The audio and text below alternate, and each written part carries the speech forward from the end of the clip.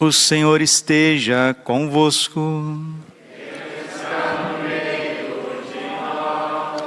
Proclamação do Evangelho de Jesus Cristo segundo Marcos. Aquele dia, ao cair da tarde, Jesus disse aos seus discípulos: Vamos para a outra margem.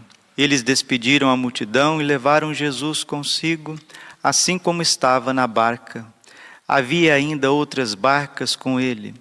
Começou a soprar uma ventania muito forte e as ondas se lançavam dentro da barca, de modo que a barca já começava a se encher. Jesus estava na parte de trás, dormindo sobre um travesseiro. Os discípulos o acordaram e disseram: Mestre, estamos perecendo, e tu não te importas? Ele se levantou e ordenou ao vento e ao mar: Silêncio, cala-te. O vento cessou e houve uma grande calmaria. Então Jesus perguntou aos seus discípulos: Por que sois tão medrosos? Ainda não tendes fé? Eles sentiram um grande medo e diziam uns aos outros: Quem é este que até o vento e o mar obedecem? Palavra da salvação. Ave Maria, cheia de graça, o Senhor é convosco. Bendita sois vós entre as mulheres. Bendito é o fruto do vosso ventre, Jesus. Santa Maria, Mãe de Deus, rogai por nós, pecadores, agora e na hora de nossa morte. Vinde, Espírito Santo.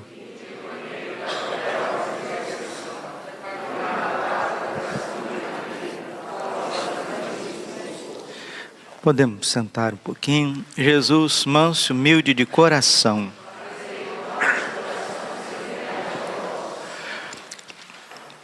Se nós prestamos atenção, percebemos que o tema dessa liturgia do 12º domingo do tempo comum é uma tempestade. Tanto o livro de Jó fala de uma tempestade, também o Salmo 106 fala de uma tempestade, e o Evangelho de São Marcos, no capítulo 4, do versículo 35 até 41, fala também de uma tempestade. Padre, mas por que a Bíblia fala de tanta tempestade? A tempestade, o mar encapelado na Sagrada Escritura, é o símbolo da vida do ser humano nessa terra. Nós vivemos na terra, e esta terra é uma terra de tribulações, de problemas, de dificuldades, né? Ninguém precisa ser muito estudioso, ou sociólogo, ou psicólogo, ou filósofo, ou teólogo, para perceber que nós estamos convivendo desde o momento que a gente nasce até no momento da nossa partida. São dramas de todos os jeitos, né? As pessoas passam por inúmeros dramas. E esses dramas, estas provações, essas dificuldades, é como se fosse uma tempestade, porque o ser humano não foi criado para sofrer. Deus não criou a gente para sofrer. A gente até esqueceu já que nós fomos criados para a glória de Deus. Padre, o que é a glória de Deus? A glória de Deus é que Deus criou-nos, ser humano, para dar a nós a sua vida divina. Isso já começa no batismo. Depois recebemos a vida divina na Eucaristia, recebemos a vida divina no sacramento do Crisma, quando recebemos o Espírito Santo. Na vida adulta, quando vai desabrochar a vocação da maioria das pessoas, a família, o homem e a mulher, no sacramento do matrimônio, para que venham os filhos, para que venha a prole. Deus está sempre no controle da tempestade da nossa vida, sempre no controle. No Evangelho, Jesus estava dormindo, no fundo da barca, ele estava dormindo num travesseiro. E ele fez isso de propósito, porque uma coisa a gente precisa entender.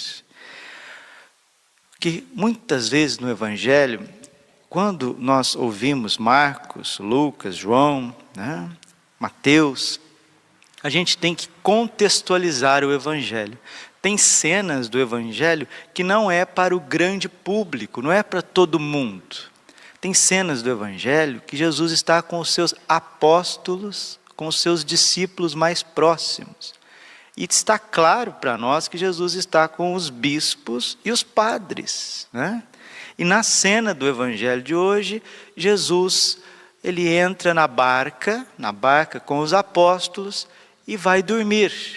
Ah, ele está fingindo que ele está cansado? Não, ele não está fingindo que ele está cansado, ele está cansado.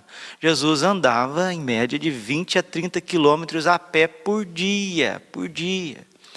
Já experimentou andar 20 a 30 quilômetros a pé? E muitas vezes fazia isso descalço. Então, de fato, ele estava cansado, ele precisava dormir. E aí ele sabia, ele é Deus, Deus eterno. Ele tinha plena consciência que ia vir uma tempestade, ia vir uma intempérie do tempo. E começou a soprar esse vento forte, que não é em mar aberto, viu? Jesus não estava no mar Mediterrâneo. O mar Mediterrâneo é gigantesco, né? O mar Mediterrâneo faz parte do Oceano Atlântico, né? O Oceano Atlântico adentra ali, no sul da Europa, no norte da África, até o Oriente Médio, aquela piscina gigantesca que chama-se Mar Mediterrâneo, mas é um mar gigantesco.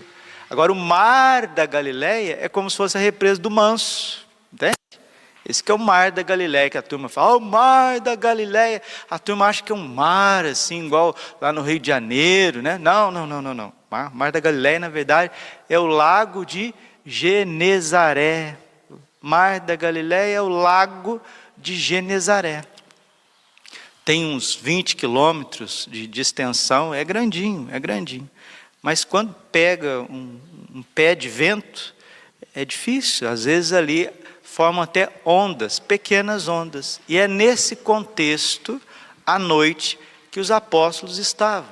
Lembrando que grande parte dos apóstolos, pelo menos a metade dos apóstolos, eram pescadores profissionais. E Jesus estava lá com eles, na barca, entrando no mundo deles. É interessante a gente ver que Jesus, ele sempre vem descendo.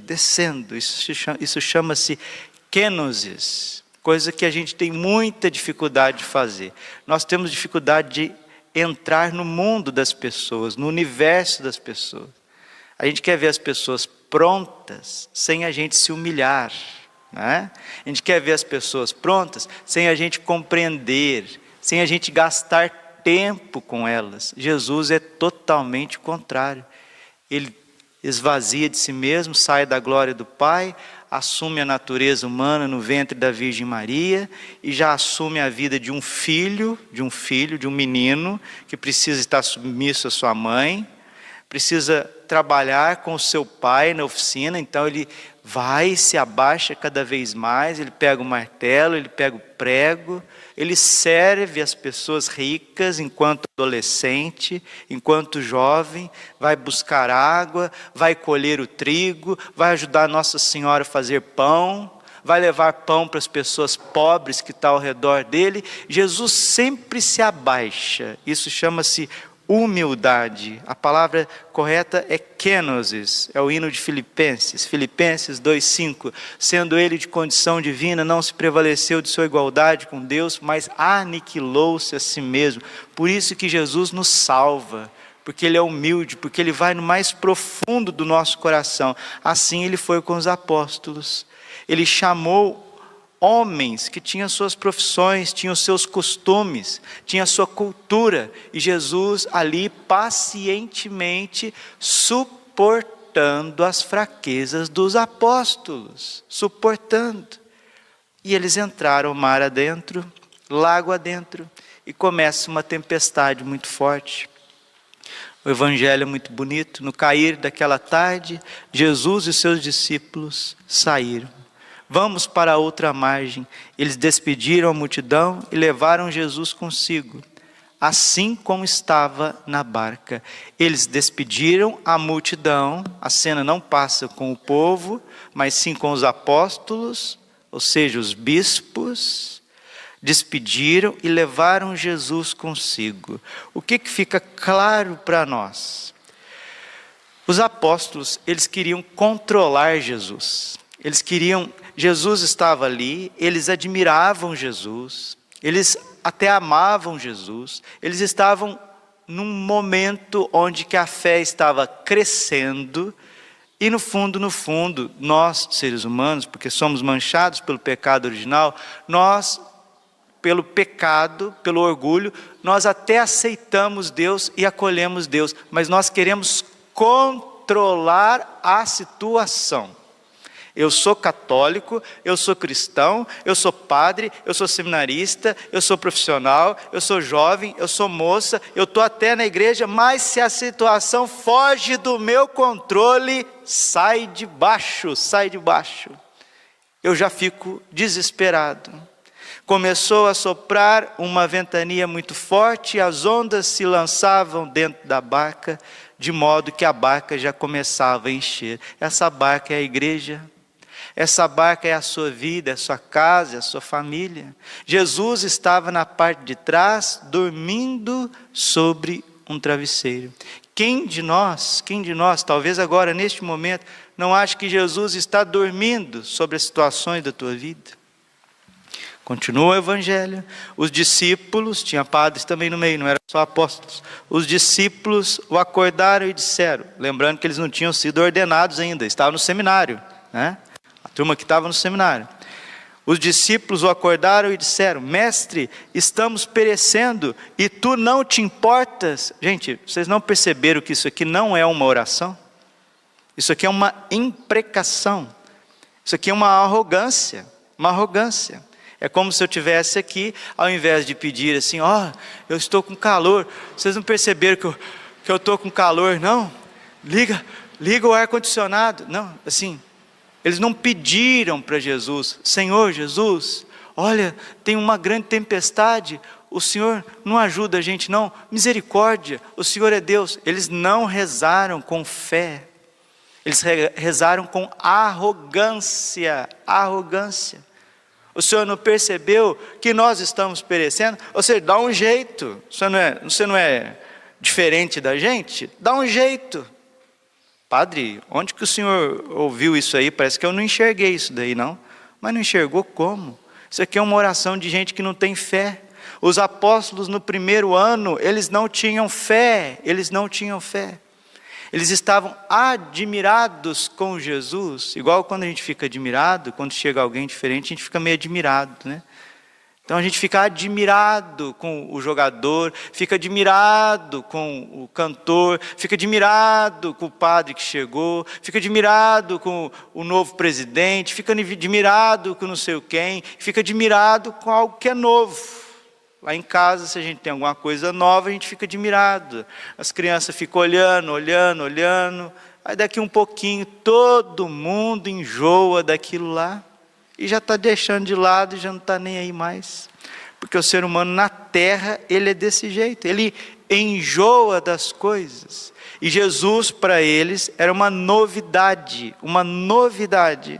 Porque eles percebiam um poder, eles percebiam uma popularidade, uma fama em Jesus. As pessoas iam até Jesus e eles não tinham fé ainda. Os apóstolos ainda não tinham fé. Mestre, estamos perecendo e tu não te importas? Isso não é oração, gente. Seria diferente. Mestre, estamos perecendo.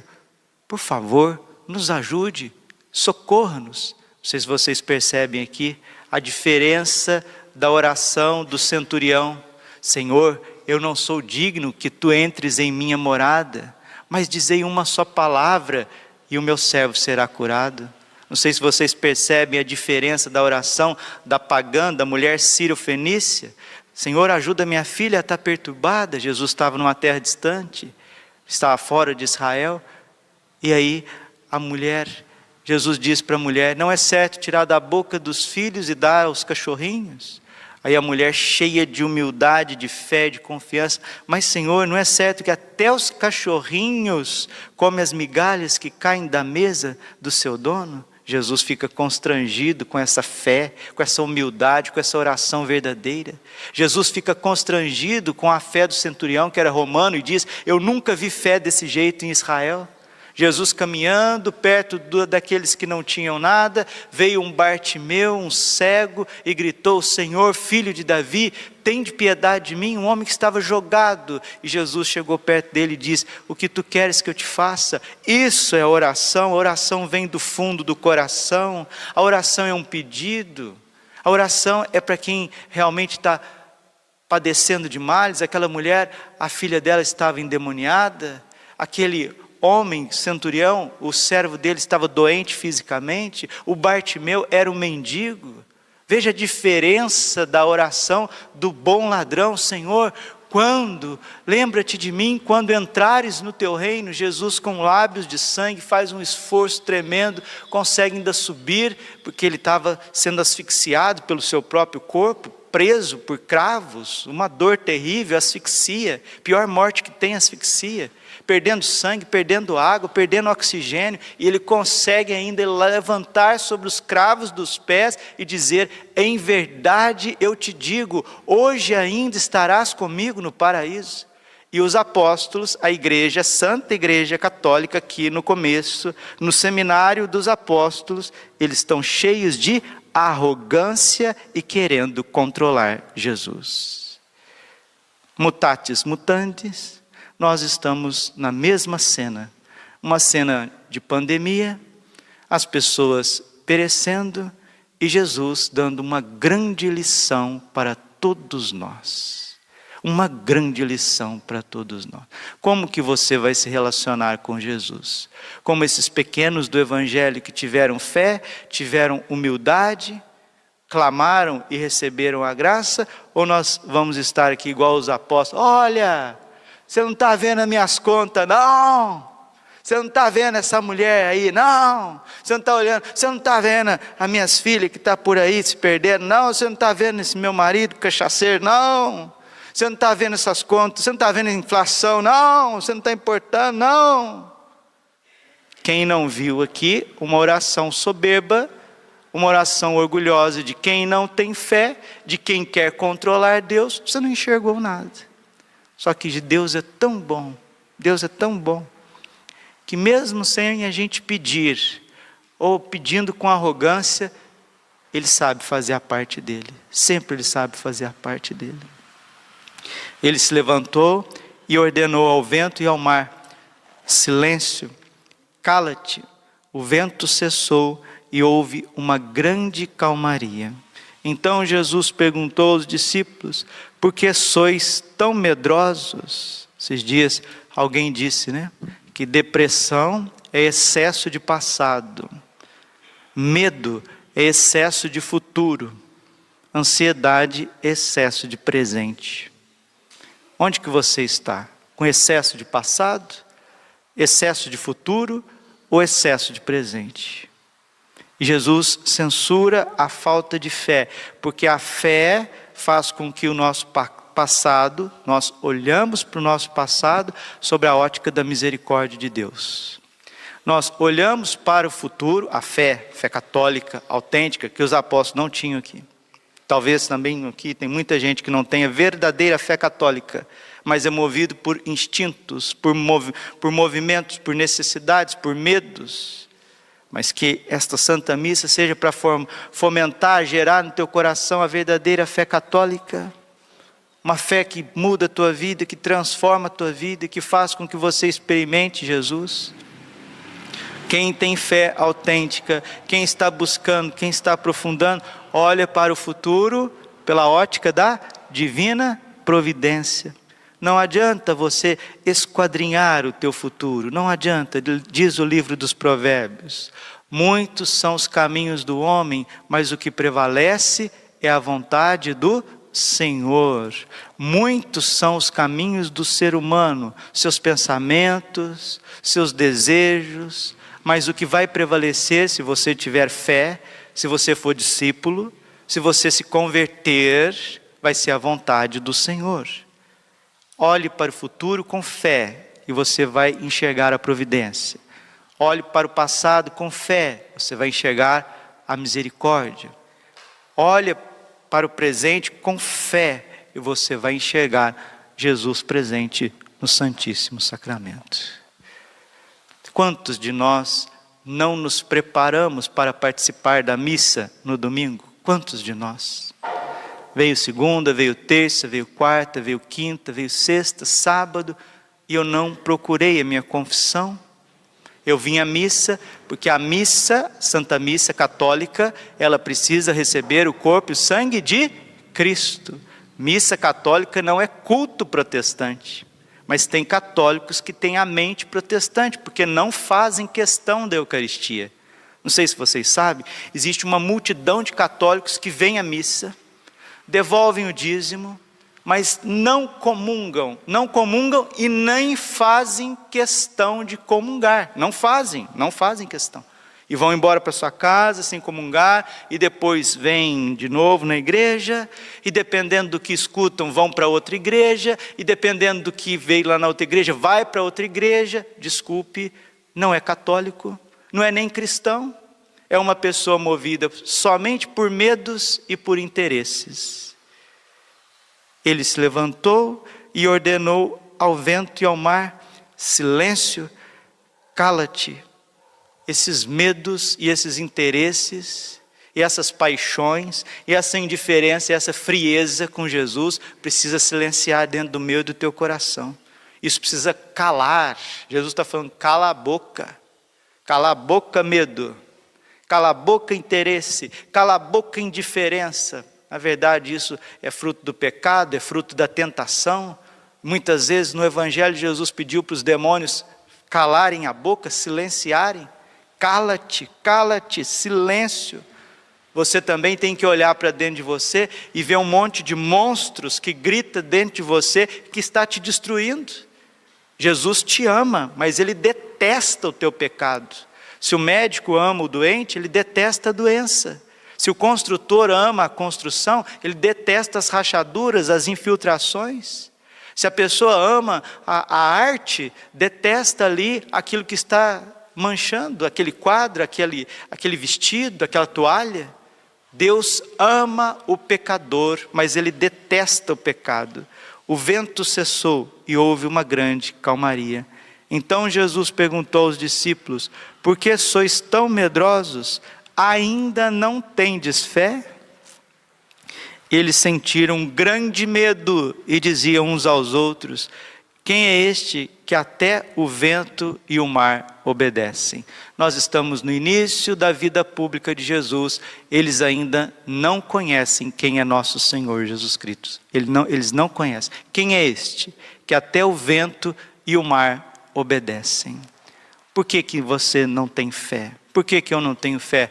Vou responder e termino a homilia. Porque eles ainda não amavam Jesus. Não amavam Jesus. Nós temos que ser católicos por amor de Jesus Cristo. Se você veio fazer uma leitura hoje sem amor de Jesus Cristo, você não tem fé.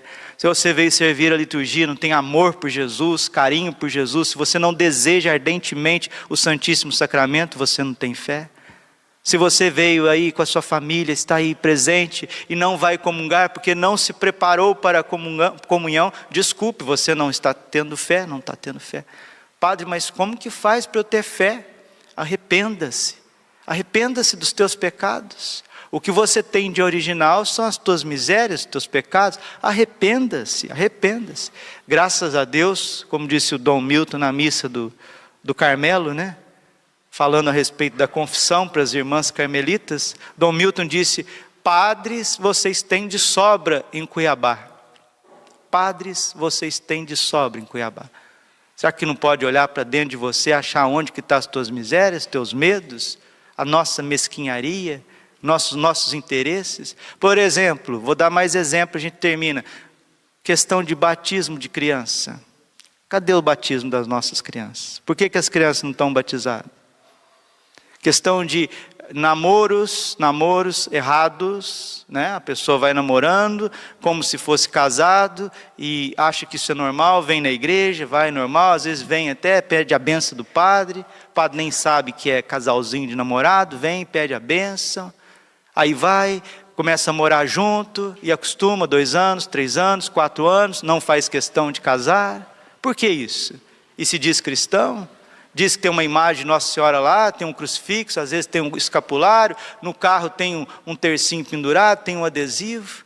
Casados, pessoas que estão casadas, usando anticoncepcionais, impedindo a vida, não tendo uma responsabilidade conjugal, familiar. Para que isso?